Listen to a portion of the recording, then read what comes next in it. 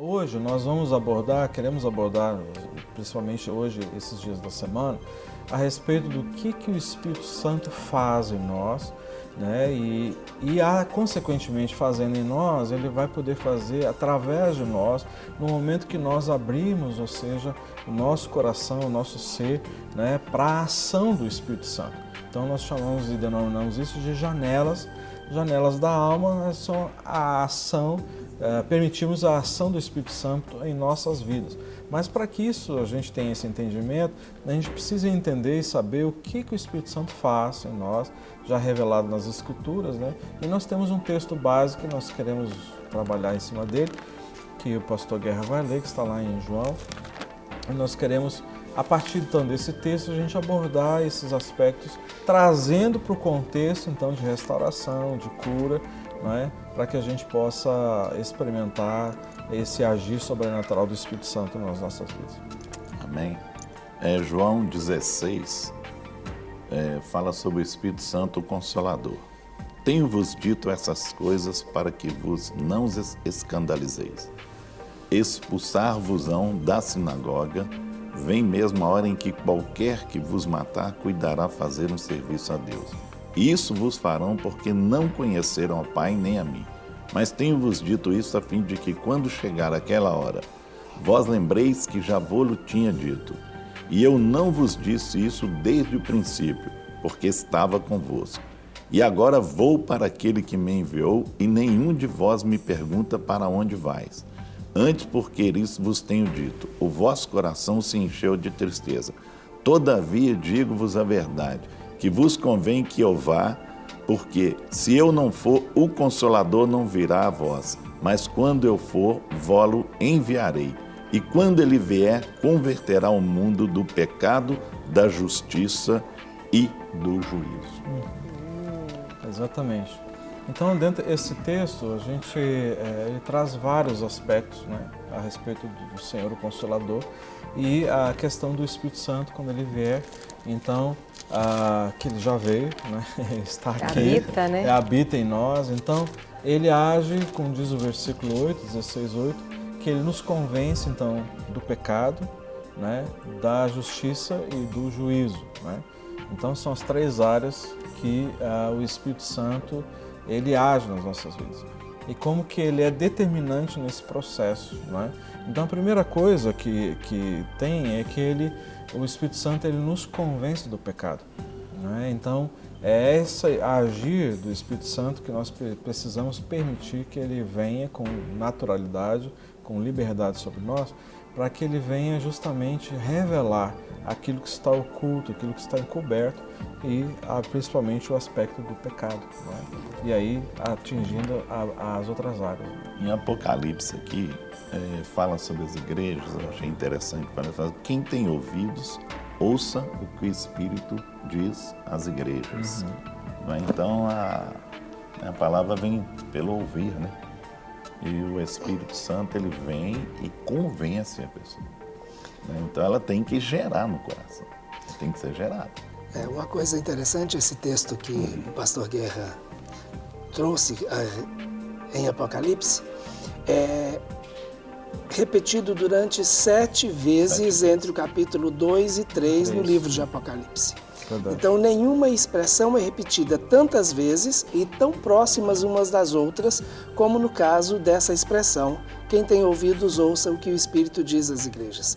Era a maneira que o Senhor Jesus estava, porque essas cartas foram ditadas por Jesus para que João escrevesse, segundo a revelação, para que a igreja, de uma maneira geral, ficasse atenta a esse mover, a esse falar do Espírito.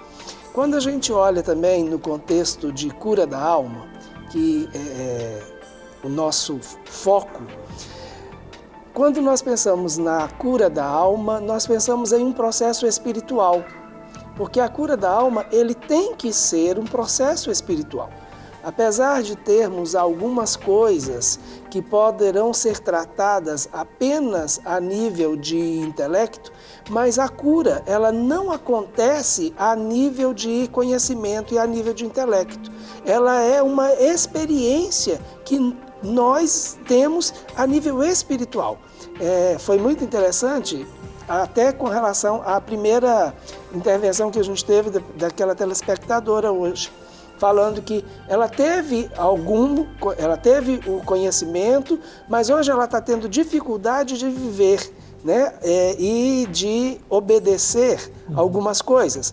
Mas é porque a questão é exatamente essa. Não existe uma cura apenas em nível racional. Nós temos que ter uma vivência espiritual para alcançarmos a cura. Porque a cura é numa estrutura de alma, mas numa dimensão espiritual. E aí, quem faz essa cura? Quem faz essa cura é o Senhor Jesus através do seu Espírito. Então é extremamente importante a gente ter essa convicção de que é o Espírito que vai fazer, que é um processo espiritual, que nós precisamos estar abertos a ouvir o Espírito de Deus e não somente ouvir. Então, como o pastor Rogério falou, há um convencimento. Mas esse convencimento, ele tem que gerar outras coisas. Exatamente. Né?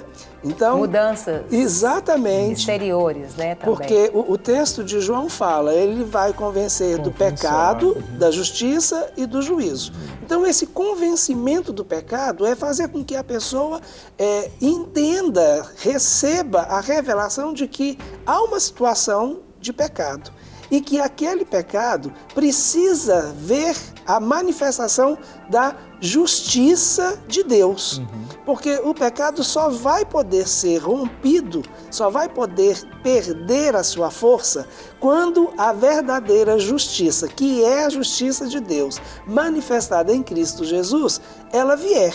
E isso é uma obra do Espírito. Exatamente. Por isso que muitas vezes a pessoa ela quer ser curada, mas ela não quer abrir mão do pecado, ela não quer abrir mão, muitas vezes, daquela prática pecaminosa, ou mesmo da estrutura que ela vive, né? Estrutura de pensamento, ou seja, consequentemente, as minhas ações vão estar relacionadas da forma como eu penso, como que eu vou agir em cima daquilo que está estabelecido dentro do meu coração, dentro da minha mente. Então, é uma mudança de mente. É um lavar regenerador através do Espírito Santo que precisa culminar em quê? Mudança de atitude. Então, por isso que a mudança ela é de dentro para fora. Essa é a mudança que vai gerar atitudes e consequências assim duradouras.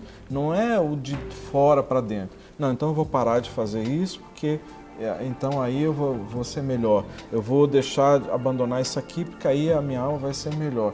Então a gente entende que esse convencimento do pecado, ou seja, o Espírito Santo vem e me convence, olha, essa área você está pecando, então você tem que abrir mão. Então a pessoa se arrepende, abre mão disso e, consequentemente, vai gerar mudança de atitude. Vai gerar, não é uma coisa assim, automático, não, vai demandar esforço. Por quê? 30 anos eu sempre vivi assim, 40 anos sempre tive essa postura, 50 anos sempre eu reagi dessa forma. Por que isso agora é errado? Porque a própria palavra, o próprio Espírito vai nos convencer, né, do pecado, da justiça, no aspecto se eu estou tomando posturas e decisões erradas. Né? Então, é essa hora que é a hora mais forte num tratamento, que é o confronto. Confronto com o quê? Da verdade com a mentira, que às vezes eu acredito nessa mentira, anos, desde a minha infância, não é mesmo? Meu pai ensinou assim, meu avô era assim, meu bisavô era dessa forma. Então, por que tu entende? Eu fico pensando, eu ia perguntar para você, será que a dificuldade de mudança é porque não foi convencido do pecado? A pessoa não se convenceu ainda que aquela prática não agrada o coração de Deus, ou vocês acham que é habitual mesmo? Muitas vezes a pessoa é confrontada, é igual escalar uma montanha. A gente tem 3 grupos para escalar uma montanha. Tem uma turma que vem, chega no pé da montanha, desiste e volta. Essa aí, quando você vai impactar ela desiste. Ou talvez até na primeira vez que você senta com ela já desiste, não volta mais, não quer mexer naquele pecado. Então, tem aquela que sobe, vai até a metade da montanha, monta uma barraca ali e fica esperando se o tempo vai melhorar, o que vai acontecer, se vai animar a subir ou se vai voltar. Então ela para. E tem aquele que pega e sobe até o pico da montanha. Esse escala. esse toma posição, esse realmente é aquele que realmente mudou. Teve uma mudança na vida dele, ele definiu e decidiu que ele ia chegar no pico. Agora, esse que desiste, esse que para, eles vão sofrer as consequências daquilo que eles estão fazendo. Mas quem segue em frente é aquele que realmente o Espírito Santo convenceu ele, que ele tinha errado o alvo e que agora ele está no alvo certo, que é Jesus. Eu queria pegar essa historinha da guerra. Da escalada, né? A escalada. Do Everest. O Everest da nossa alma. E fazer O uma Everest da conexão alma, legal. com a experiência de Moisés, Josué e o povo que foi o restante do povo de Israel. Então, o povo de Israel, eles desistiram e voltaram. Então eles ficaram assustados com os raios, os trovões, os relâmpagos e o barulho. E eles voltaram. Eles voltaram e pereceram no deserto. Todos aqueles que chegaram ao pé da montanha e que recuaram, voltaram assustados com aquilo que estavam vendo ou com aquilo que era necessário, eles morreram no deserto. Josué, ele ficou ao pé da montanha. Ele, naquele momento, ele não teve a autorização para subir, mas ele não voltou, ele esperou o tempo. Então, muitas vezes, e eu quero usar essa expressão para encorajar você, porque há um tempo. Então, quando a gente olha a ação do Espírito e o Espírito como um consolador, muitas vezes você pode estar vivendo uma situação onde a dor é muito profunda. E nesse momento da sua dor profunda, é necessário que você pranteie a sua dor. No momento de uma perda, é necessário que você elabore essa perda.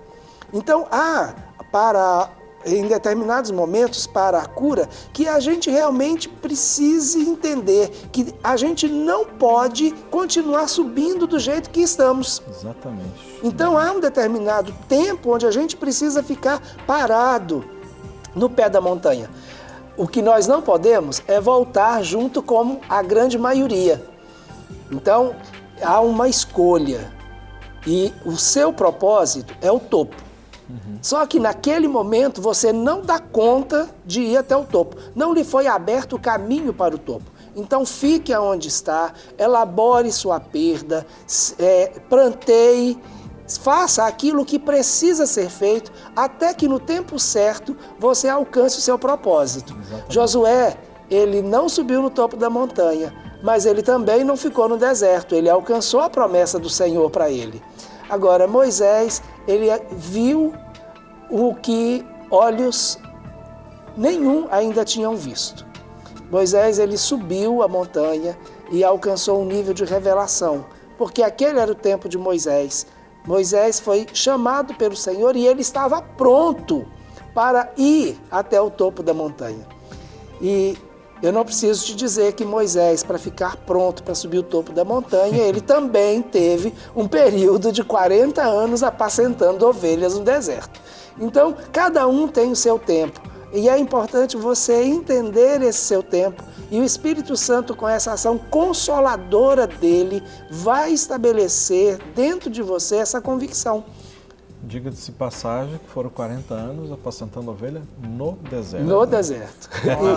E nem eram as dele, né? Não, as do nem sogro. Do sogro. Ou seja, é um desafio, viu? Não era de pastos verdejantes, não. Eu fiquei pensando aqui numa coisa. Aqui fala que é o Espírito Santo quem convence do pecado. Acho que a gente podia falar um pouquinho, porque às vezes muitas pessoas querem fazer o papel do Espírito Santo na vida de outros. Nossa. E querem convencer o outro ali da justiça. Desse pecado. Depois a gente vai falar também da justiça do juiz. Eu acho que a gente podia falar, porque às vezes a gente traz um dano. Demais. Cria grandes resistências na vida de alguém quando você quer fazer o papel do Espírito Santo. Não é um muito falar, né? Fala um pouquinho pra gente, porque eu acho que vocês devem receber muitas pessoas traumatizadas com esse... Cheio de Espírito Santo que aparece lá. Porque muitas vezes a pessoa converte e ele tem aquele primeiro amor e ele dá um entusiasmo, isso até o primeiro amor é bom, né? E nós devemos viver o primeiro amor. Só que tem que saber como colocar. Então, o que entra na mente da pessoa? Ele quer converter todo mundo da casa dele. Que ele vê que é bom. Né? É bom. Ele quer que todo mundo mas sinta eu não isso, posso obrigar as pessoas a enxergarem ainda o que eu enxerguei.